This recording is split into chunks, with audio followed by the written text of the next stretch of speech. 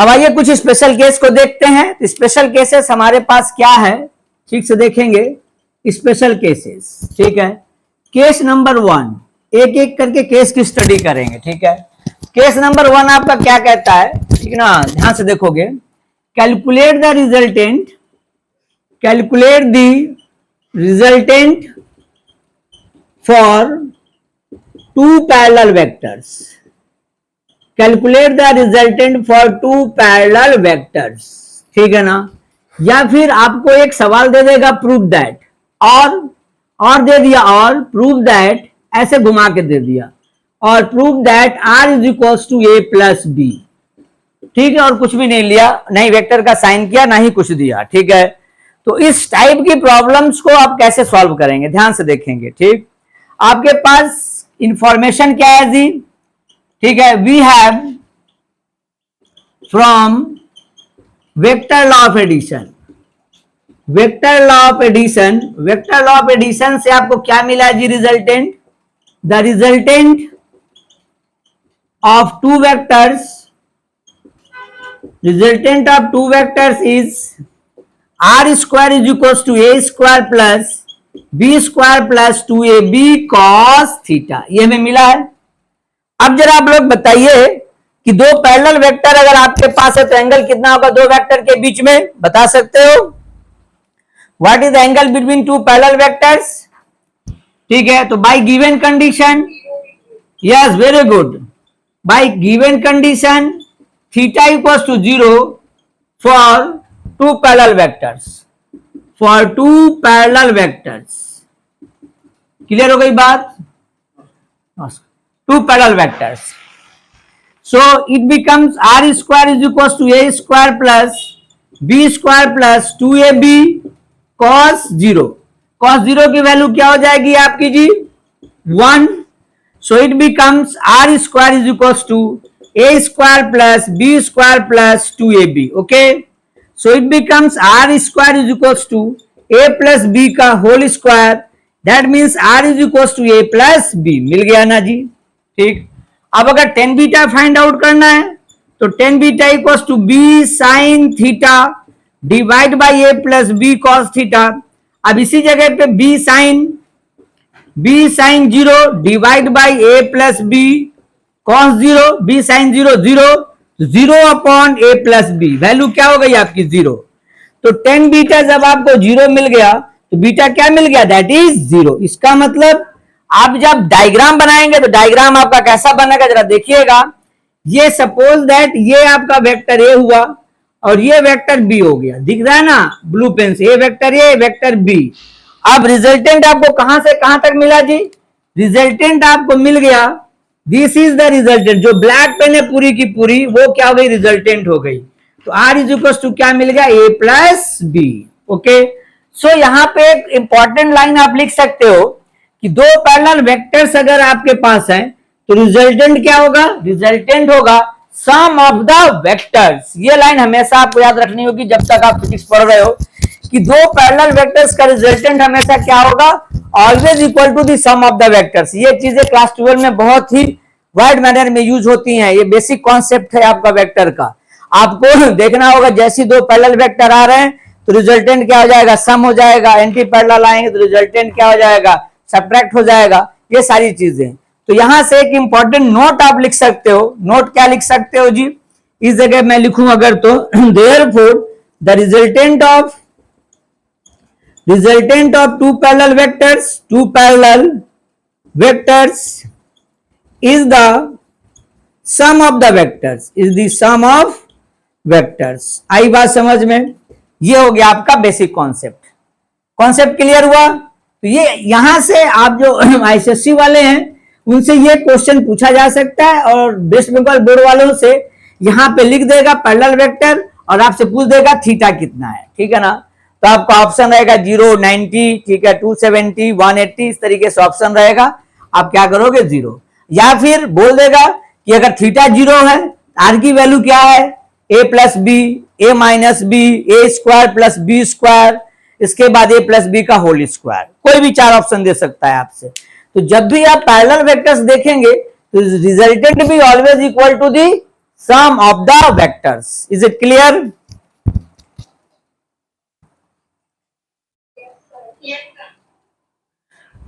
Now copy कर लिए?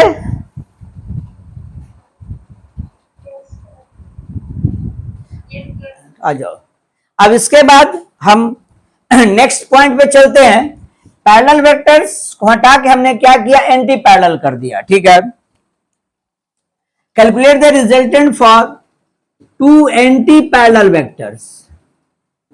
Anti parallel vectors, ठीक। और आपको क्वेश्चंस क्या घुमा दिया यहां पे, इस जगह पे बोल दिया prove that R equals to A minus B. ठीक है, सो नेक्स्ट क्वेश्चन आपका आ गया, prove that R equals to A minus B. इस तरीके से ध्यान रखेंगे, ऊपर वेक्टर का साइन नहीं देंगे बिकॉज हम लोग मैग्नीट्यूड ले रहे हैं। ठीक है, R vector equals to vector A minus vector B नहीं करोगे, ठीक ना, क्योंकि ये जब भी हम किसी भी इंग्लिश अल्फाबेट के ऊपर वेक्टर में अगर वेक्टर का साइन नहीं देते हैं ये मैग्नीट्यूड में ट्रीट होता है। ठीक है, जैसे मान लो अगर मैं यहाँ पे लिखूं वेक्टर ए, ये हो गया वेक्टर ए, और ऐसे लिख दूं अगर, ठीक है, ये हो गया मैग्नीट्यूड ऑफ वेक्टर है। समझ रहे हैं ना बात को? इसीलिए जहां पे मैं वेक्टर दूंगा वहां वेक्टर दोगे, जहां नहीं देंगे वहां नहीं दोगे। ऐसा नहीं समझोगे कि हम भूल गए। ठीक है, तो चीजें क्या है, इसको कैसे प्रूव करेंगे, अगेन फिर से वही चीजें यहां लिखोगे। Since we have from vector law of addition, vector law of addition क्या है जी, R square is equal to A square plus B square plus 2ab cos theta.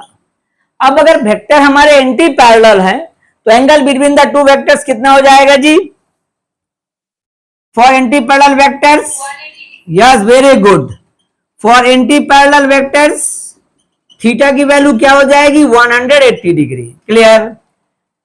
Therefore R square equals to A square plus B square plus 2ab cos 180 degree.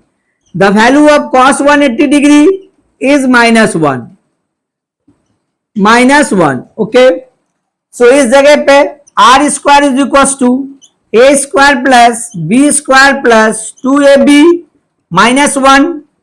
So R square is equals to A square plus B square minus 2ab। So it becomes r square is equals to a minus b का whole square. So r is equals to a minus b. This is the value. आ गई बात समझ में? Clear?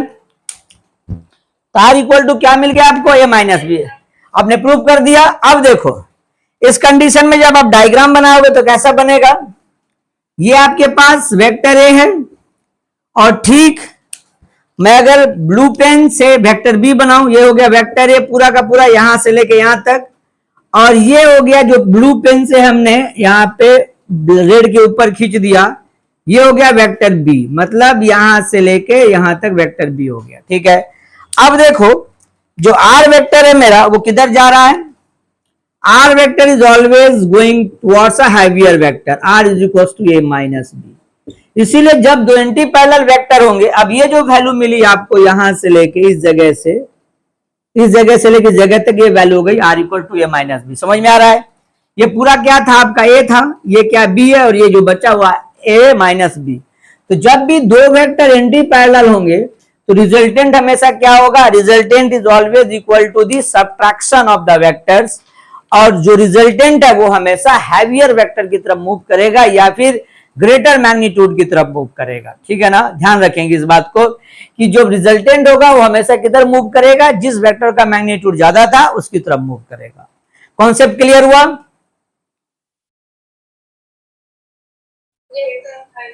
Copy कर लिए हो?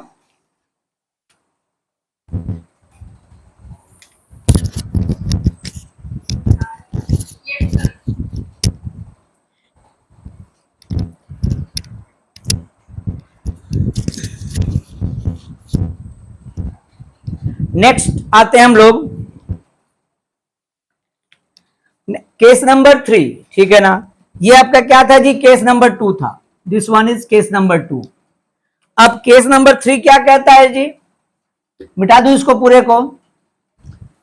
Your case number 3 is,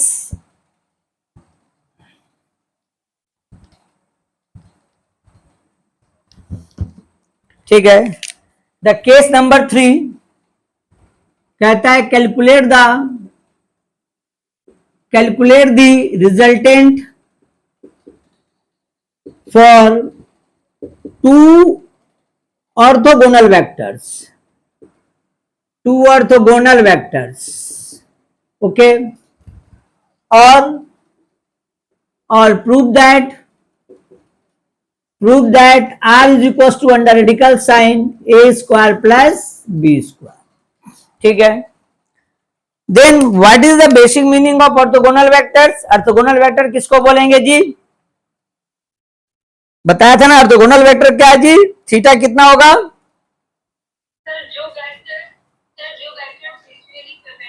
हाँ,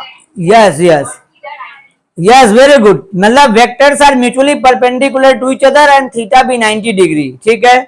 तो जब थीटा 90 डिग्री हो जाएगा तो वेक्टर आपके क्या हो जाएंगे? Vectors are orthogonal. क्लियर? तो आइए जरा देखते हैं हम लोग. हमारे पास क्या है, यहां लिखोगे वी हैव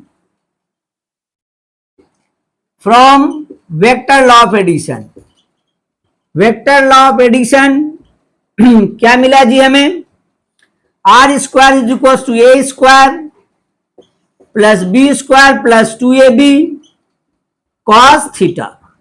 यहां लिखोगे for orthogonal vectors theta equals to 90 degree. Clear हो गई बात? Then therefore R square is equal to A square plus B square plus 2ab cos 90. The value of cos 90 is 0. Okay, सो ये part आपका क्या मिल गया? ये पार्ट आपका हो गया 0. That means R square equals to A square plus B square, ये पूरा पार्ट हो गया 0. That is so R is square equals to A square plus B square. This is R is equals to under radical sign A square plus B square. ठीक है. अब आपको diagram में कैसा दिख रहा है जी? ध्यान से देखिएगा. ये आपके पास वेक्टर ए है और ये हो गया आपका वेक्टर बी, ठीक है ना? Vector A and vector B, और ये वैल्यू आपको मिल गई रिजल्टेंट दैट इज आर. ठीक. तो डेफिनेटली इस जगह पे ये एंगल कितना हो गया जी आपका? This angle should be 90 degree. इस कंडीशन में आप बोल सकते हो the magnitude of R vector is equal to under radical sign A square plus B square. Clear? Then what is the beta? Beta कितना निकलेगा देखो जरा. तो tan beta equals to b sin 90 divide by a plus b cos 90. Then what is the value of cos 90? 0. Sin 90 is 1. So tan beta is equals to b upon a. So beta equals to tan inverse b by a. This is the direction of resultant for the two orthogonal vectors or two perpendicular vectors. Is it clear?